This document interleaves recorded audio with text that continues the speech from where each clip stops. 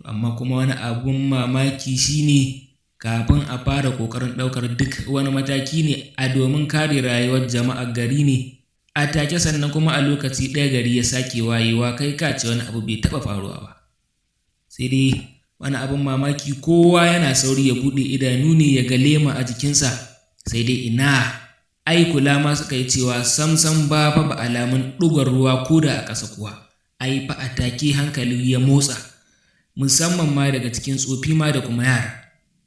Ai ko babu komai ma an san cewa dai wannan lokaci ba fa lokacin damina ne ba sam.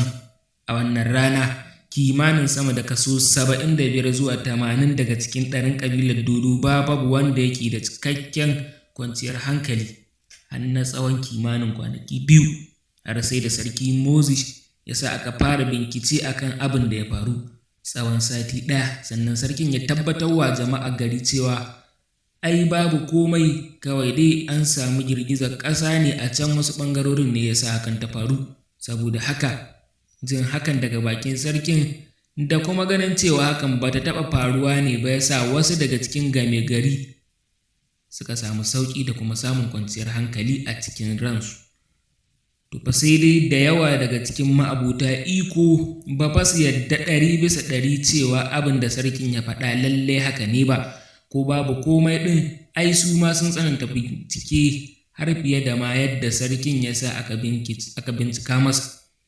domin ba shi ne wanda ya binciken da kansa ba. Ai ko babu komai sarkin sufa ya fara kama shi, sai dai ba su da ta cewa ne, sai abin da sarkin ya faɗa ne ya sa su ma suka yi shiru. To amma fa ta ƙasa na ƙasa, sai dai samsam abin ba kamar yadda suka yi tsammani ba, a domin sarki Moses ya bai bincike ta ƙarƙashin ƙasa da kansa, kuma har sai da ya gano wasu abubuwa da kuma wasu dalilai na faruwar sauyawar garin har sau 2 kuma a lokaci ɗaya, sannan kuma ya samu haƙiƙanin dalilai da kuma ƙwararan hujjoji akan abin da ya faru a lokacin. To a daidai wannan lokacin da wa'annan abubuwa suke faruwa a ƙabilar ta dodo, to fa abin san ba haka yake ba a can ƙabilar ta aljani ba. Jama'ar aljanu ne gaba ɗayansu, babba da yaro, tsoffi da manya, har da ma masu ƙarfin iko sun jeri sahu-sahu a zauzaune sun ɗaga hannuwansu sama kai ka ce addu'a ce suke shirin farawa, sai dai sun haɗe hannuwan ne a wuri ɗaya daidai saitin ƙirjinsu, idanu a rufe kai ka ce halwa ce suka shiga kuma a lokaci ɗaya, sai dai bakinsu ko motsawa ba ya yi. A can gaba kaɗan, kimanin kamu 20, babban sarki ne, sarki baƙi, sarki da kuru ne a zaune akan wata ƙasaitacciyar karagan mulki, ya yi jugub kimanin daƙiƙu 200 da 'yan kai. A daidai wannan lokaci alamun sauyawar gari ta fara. A hankali sama ta fara duhu, rana ta fara dishewa, kafin ka kyafta ido sama ta yi jajawur, sannan gari ya yi duhu. A lokaci ɗaya kuma ƙasa ta fara girgiza tana barazanar fara tsagewa, sannan kuma a lokaci ɗaya kuma aka fara wani irin ruwa. A daidai lokacin ne da kuri ya miƙe tsaye, sannan ya ɗaga kai ya kalli sama, sannan ya ɗaga hannuwansa sama ya fara kiran ɗalasini. Adanuyar Nesarak Rezayi Nuramat Kud Amukad Atalibak Atairus Kinazapot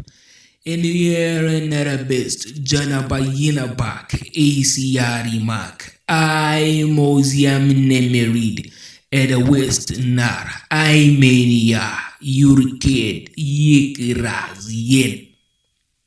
Sarkin ya tafa hannuwansa sama da sau dubu kafin ya gama kammala kiran ɗalasimin a cikin abin da bai wuce dakika 1 ba.